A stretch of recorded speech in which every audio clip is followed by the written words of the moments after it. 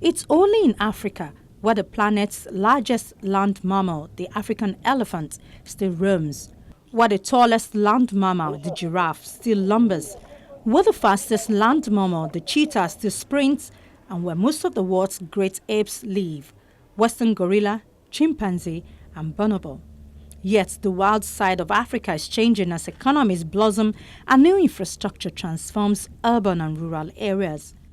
As trade routes between Africa and other parts of the world open and multiply, so do the opportunities for smuggling Africa's natural heritage abroad. Each year, more than 20,000 elephants, possibly up to 35,000, are killed by poachers for their tusks, which are shipped to ivory markets, predominantly in countries such as China and Thailand. In 2014, 1,215 rhinos were killed in South Africa alone, which, when compared with the 13 killed by poachers in 2007, represents a more than 9,000% increase in rhino poaching.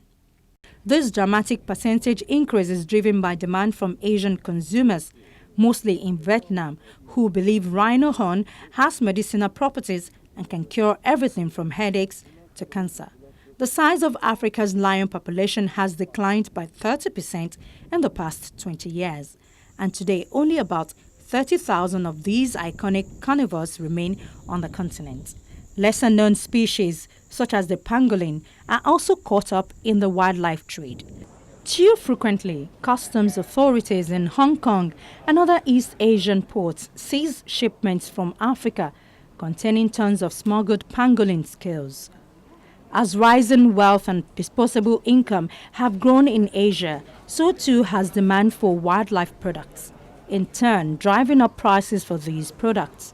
Today, a kilogram of rhino horn can fetch as much as $60,000. A kilogram of raw ivory on the Asian market reportedly fetches more than $750.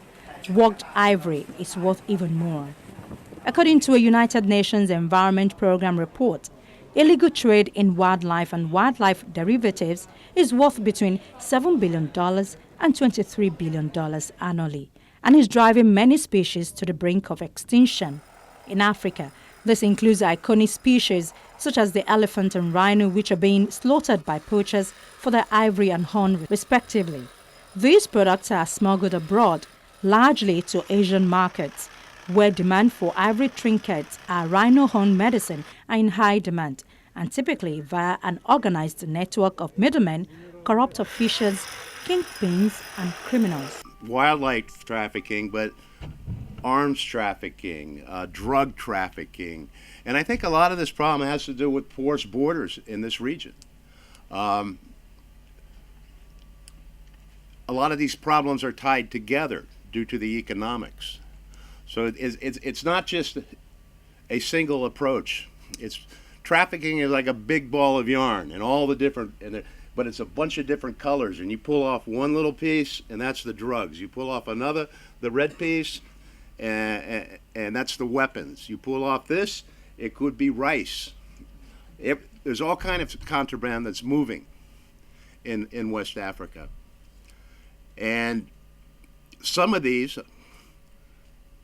actually threaten the security of the state. And by that I'm talking about Boko Haram. The loss of wildlife and wild habitats threatens important sectors of the economy and handicaps future development opportunities. For example, the tourism industry, while woefully underdeveloped in Africa compared with other continents, contributes significantly to many countries' economies.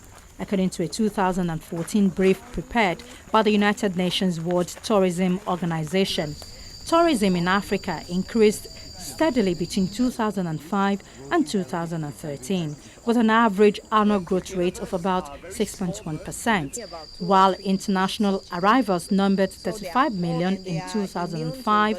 In 2013, they grew to 56 million. And by 2030, arrivals are expected to be around 134 million people. In 2013, international tourism in Africa was conservatively valued at $34.2 billion. Governments have also been advised that not only wildlife, but also the landscapes should be recognized for their financial contribution via the ecosystem services they provide. As governments plan for the future and make decisions about development, infrastructure, and industry, experts have warned that it is crucial that the country's wildlife and wild landscapes, for all that they contribute to a moral and financial bottom line, be a part of the thought process and planning. Investing in and planning now for the long-term protection of the wildlife heritage will ensure present and future generations continue to reap ecological, social, and financial returns.